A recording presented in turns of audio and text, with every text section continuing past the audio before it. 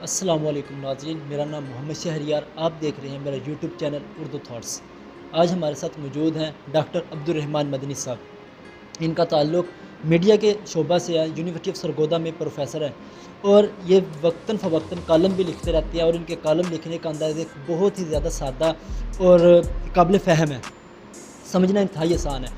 آج ہم موجود ہیں ڈاکٹر عبدالرحمن مدنی صاحب سے میڈیا کے کردار کے حوالے سے اور اسٹوڈنٹ کی جو ذہن سازی ہے اس کے حوالے سے بات کرنے کے لیے موجود ہے یہاں پہ۔ السلام علیکم سر۔ جی وعلیکم السلام۔ سر، آپ موجودہ حالات میں میڈیا کا کردار ہے، جو میڈیا کے اسٹوڈنٹس ہیں اس کے لیے کیسا دیکھتے ہیں کہ میڈیا کو کیا کردار ادا کرنا چاہیے؟ جی بہت شکریہ سب سے پہلے کہ آپ نے موقع دیا مجھے بات کرنے کا۔ جو میڈیا کا کردار ہے، میڈیا کے کردار کے دو اینگل ہیں، اس کو اگر ہم دیکھا جائے، اس کو اگر ہم ہسٹری کے تناظر میں دیکھیں تو میڈیا کے کردار کے دو اینگل اب بن چکے ہیں۔ ایک اینگل تو یہ ہے کہ جب سے میڈیا آیا یا صحافت کا آغاز ہوا تب سے لے کر آج تک یہ کام انتہائی مشکل رہا تھا۔ یہ اس لیے مشکل رہا کیونکہ صحافی کا کام سوال پوچھنا ہوتا ہے، اور اس نے اس انفارمیشن کو جو ایک لحاظ سے پس پردہ ہوتی ہے اس کو ڈھونڈ نکالنا ہے اور اس کو عوام الناس تک پہنچانا ہے۔ جب بھی کوئی صحافی سوال کرتا ہے یا اس طرح کی انفارمیشن کو نکال کر لوگوں کے سامنے پیش کرنے کی کوشش کرتا ہے تو اس کو بہت سارے چیلنجز کا سامنا کرنا پڑ جاتا ہے۔ آج میڈیا کے دور کے اندر، خاص طور پر ہمارے معاشرے کے اندر، یہ چیلنج آج بھی موجود ہے۔ یہ نہ صرف پاکستان کے اندر موجود ہے بلکہ دنیا بھر میں کمی بیشی کے ساتھ، کہ کسی ملک میں یہ زیادہ ہوگا، کسی ملک میں کم ہوگا، تمام صحافیوں کو اس طرح کے چیلنجز کا سامنا ہوتا ہے۔ جو دوسرا چیلنج ہے جو کہ اس دنیا میں یا اس ہماری میڈیا کی فیلڈ کے اندر صحافیوں کو درپیش ہو گیا ہے، وہ یہ ہے کہ اب یہ ڈسکریمنیشن ختم ہو گئی ہے کہ صحافی کسے کہا جائے۔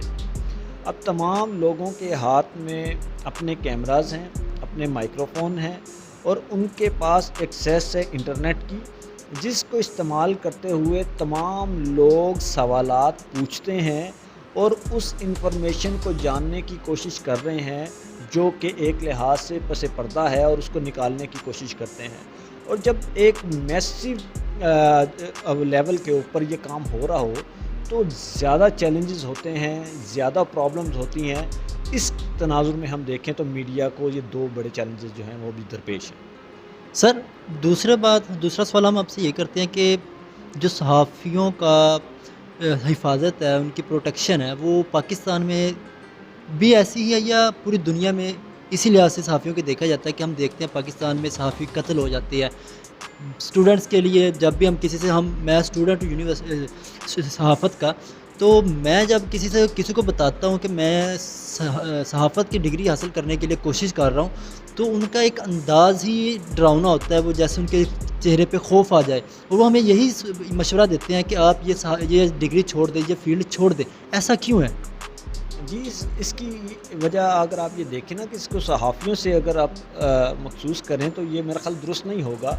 یہ پورے معاشرے کو آپ مد نظر رکھ کر لوگوں کی سیکیورٹی کے حوالے سے دیکھیں تو آپ کو پتہ چلے گا کہ نہ صرف صحافی بلکہ تمام افراد اتنے ہی سیکیور ہیں جتنا کہ کوئی عام شہری ہے۔ آپ کسی ڈیولپ کنٹری میں چلے جائیں تو آپ کو پتہ چلے گا کہ اگر کسی ڈیولپ کنٹری کے اندر کسی ایک شہری کی جان کی، مال کی، عزت کی حفاظت ہو رہی ہے اور وہ اپنے آپ کو سیکیور فیل کرتا ہے، تو اسی علاقے کے اندر وہاں کا صحافی بھی اپنے آپ کو قدرے محفوظ سمجھ رہا ہوتا ہے۔ لیکن ایسے معاشرے جہاں پر عام انسان کو تحفظ حاصل نہیں ہے، اس کی جان، مال اور عزت کو تحفظ حاصل نہیں ہے، تو چونکہ صحافی بھی اسی معاشرے کا حصہ ہوتے ہیں تو ان کو بھی اسی چیلنجز کا سامنا ہوتا ہے۔ بہت شکریہ سر۔ اگلا سوال ہم کرتے ہیں کہ ہمارے پاس صحافی غیر جانبدار اور جانبدار ہوتے ہیں، ہم اس چیز کو کیسے آبزرو کریں کہ جو ہمارے سامنے ہے، جس کو ہم رول ماڈل سمجھ رہے ہیں، کہ وہ ایک جانبدار صحافی ہے یا غیر جانبدار؟ جی اصل میں اگر آپ صحافیوں کے کردار پہ دیکھیں یا ان کی ڈیوٹی کو دیکھیں، چونکہ ہم میڈیا کے اسٹوڈنٹ ہیں اور ہم پڑھتے ہیں اپنے اس علم کو، صحافت کے علم کو اور میڈیا کے علم کو، تو یہ دیکھا گیا ہے کہ صحافی کے دو ہی بڑے کام ہیں جو کہ اس کو کرنے ہیں۔ ایک یہ ہے کہ اس کو رپورٹنگ کرنی ہے. رپورٹنگ کا مطلب یہ ہے کہ کوئی ایونٹ ہو گیا, کوئی واقعہ ہو گیا, تو اس نے وہاں سے انفارمیشن لے کر عام لوگوں تک پہنچانی ہے. مثال کے طور پر اگر کہیں حادثہ ہو گیا ہے تو اس نے یہ بتانا ہے کہ ایک حادثہ ہو گیا ہے اور اس کے نتیجے کے اندر یہ واقعات ہو گئے ہیں اور اس کے نتیجے میں کچھ زخمی ہو گئے ہیں اور کچھ جاں بحق ہو گئے ہیں. اس کو کہتے ہیں رپورٹنگ. دوسرا اس کا کام ہے سوال کرنے کا. لیکن جب صحافی یہ دو کام سے بڑھ کر کوئی تیسرا کام کر لیتے ہیں تو یہ ٹیگ جو آپ نے بتایا کہ جانبداری اور غیر جانبداری کا, یہ ان پہ لگ جاتا ہے. وہ کام کیا ہے؟ انہوں نے نہ رپورٹنگ کرنا بھی چھوڑ دی, مطلب اس طرح سے وہ نہ رپورٹنگ کرتے ہیں نہ سوالات اٹھاتے ہیں, بلکہ اب وہ جوابات دینے لگ گئے ہیں. مطلب جو انالیسز ہم جس کا کہتے ہیں کہ انالیسز کیا جاتا ہے, جو تجزیہ نگاری ہے, تجزیہ نگاری اصل میں اٹھائے جانے والے سوالات کے جوابات دینے ہیں. اس لیے آپ دیکھتے ہیں کہ ٹاک شوز کے اوپر جتنے صحافی آتے ہیں جن کا بیسک پرپس جو ہے وہ سوال پوچھنا ہے, اب وہ اس نشست پہ بیٹھتے ہیں جہاں پہ ان کو جواب دہ ہونا ہے. اور جب آپ جواب دیتے ہیں تو جواب میں کوئی نہ کوئی آپ کو سائیڈ لینی ہوتی ہے, کوئی نہ کوئی اگر آپ نیوٹرل بھی ہو جائیں, مطلب آپ غیر جانبدار ہو کر بھی کسی چیز کا درست انالیسز کریں تو پھر بھی آپ کا جھکاؤ کسی نہ کسی ایک طرف چلا جائے گا.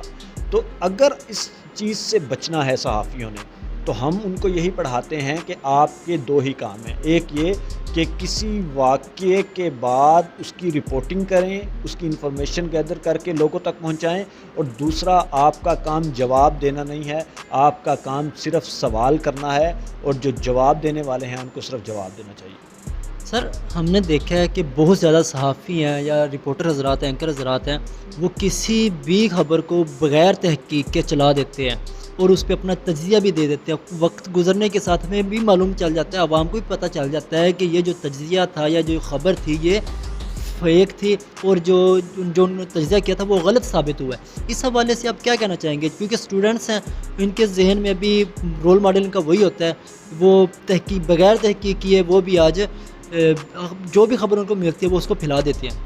جی, اس کی وجہ جو ہے وہ ایک کمپٹیشن ہے, چونکہ اب میڈیا ایک کاروبار کی طرح بن گیا ہوا ہے. آپ کا چینل یا آپ کا اخبار, آپ کا میڈیا اس وقت سکسیسفل ہوگا جب آپ جلد سے جلد خبر کو لوگوں تک پہنچائیں گے. آپ اس کی ہسٹری کو دیکھیں تو آپ کو پتہ چلتا تھا کہ جب اس کا آغاز ہوا تو کبھی کبھار اخبار چھپا جاتا تھا, وہ سوچ سمجھ کے چھاپتے تھے, اس کے بعد پھر لوگوں تک پہنچایا جاتا تھا. اس کے بعد جب ریڈیو آیا تو ریڈیو کی ایک مخصوص وقت میں ٹائمنگ ہوتی تھی. پھر ٹی وی آیا تو ٹی وی کی ایک دن کے اندر ایک وقت میں خبر نامہ ہوتا تھا, اس میں پورے دن کی خبروں کو پہنچایا جاتا تھا. لیکن آج کا جو دور ہے اس کے اندر سوشل میڈیا آ گیا ہے. جو آج کے ٹریڈیشنل میڈیا کے اندر خبریں آتی ہیں وہ فوراً ہی ٹریڈیشنل میڈیا پہ کے ساتھ ساتھ سوشل میڈیا پہ, ڈیجیٹل میڈیا پہ اور ویب سائٹ پہ اپلوڈ کرنی ضروری ہوتی ہیں. چونکہ اس کمپٹیشن کی ریس کی وجہ سے ایک دوڑ لگ گئی ہے, تو اس میں ہم ان کو قصوروار نہیں ٹھہراتے, ہم قصوروار ٹھہراتے ہیں اس بزنس مائنڈ کو جنہوں نے میڈیا کو بزنس بنا لیا ہے, اور بزنس سے وہ ارن کرنے کے لیے پش کرتے ہیں تمام جرنلسٹ کو کہ وہ جلد سے جلد رپورٹنگ کریں, جلد سے جلد وہ انفارمیشن پہنچائیں, جلد سے جلد انالیسس کر کے لوگوں تک پہنچائیں. اس جلدی کی وجہ سے ساری کریڈیبلٹی لوز ہو رہی ہے. سر ایز اے اسٹوڈنٹ میڈیا میں آپ سے سوال کرتا ہوں کہ ہمارے لیے مختلف سورسز ہیں خبر کو تلاش کرنے کے لیے, سورسز ذرائع وہ ہمارے پاس جو خبر ہے اس کے فیکٹ چیک کرنے کے لیے. اب کیا سمجھتے ہیں کہ ہمیں کس پلیٹ فارم کی طرف رجوع زیادہ کرنا چاہیے کہ ہم اس خبر کی کریڈیبلٹی کو جان سکیں, اس میں کتنی سچائی ہے یا اس میں وہ جھوٹ ہے, اس پہ فیکٹس چیک کر سکیں؟ کیونکہ ہمارے پاس ہم نے دیکھا ہے کہ فیس بک, ٹویٹر, گوگل, ہم زیادہ تر لوگ تو جو خبریں اٹھاتے ہیں وہ فیس بک کی کوئی پوسٹ اٹھا لی, کاپی کر لی اور اسی کو پھیلا دیتے ہیں. آپ یہ کریڈیبل سمجھتے ہیں کہ فیس بک کی جو پوسٹ ہے وہ ایک خبر لگانے کے لیے کافی ہے؟ جی بالکل ہرگز نہیں ہے کہ سوشل میڈیا پہ جتنی پوسٹ آتی ہیں وہ زیادہ فیک نیوز کے ضمن میں ہم اس کو شامل کرتے ہیں. اصل سورسز وہی ہیں. ہمیں یہ دیکھنا ہوتا ہے کہ اگر خبر ہے, کوئی خبر یا انفارمیشن آئی ہے تو وہ اصل میں کہاں سے نکلی ہے, مطلب اصل اس کا سورس کہاں سے ہے. سورس کا مطلب یہ ہرگز نہیں ہوتا کہ اگر آپ کو کسی ایک انسان نے بتا دیا یا 2 نے بتا دیا یا 3 نے بتا دیا یا تھرڈ پارٹی نے بتا دیا، ہمیں ایک دیکھنا ہوتا ہے کہ اس کا اصل سورس کہاں سے آیا ہے۔ مثال کے طور پر آپ کو کسی نے یہ بتایا کہ سیلاب فلاں جگہ پہ آیا اور اس کے نتیجے میں وہاں پر 4 شخصیات جو ہیں ان کی ڈیتھ ہو گئی۔ اب جس جگہ پر سیلاب آیا اور جس جگہ پر ڈیتھ ہوئی، اصل وہی جگہ ہے جہاں سے آپ کو خبر ملے گی۔ اس کے علاوہ جتنے سورس بھی ہوں گے وہ انڈائریکٹ سورسز ہوں گے۔ تو بطور صحافی کوشش یہ کرنی چاہیے کہ آپ سب سے پہلے غور کریں کہ یہ خبر کس جگہ کی ہے، کس ڈپارٹمنٹ کی ہے۔ اس جگہ سے اس ڈپارٹمنٹ کو اپروچ کرنے کے بعد وہاں سے آپ کو درست خبر ملے گی۔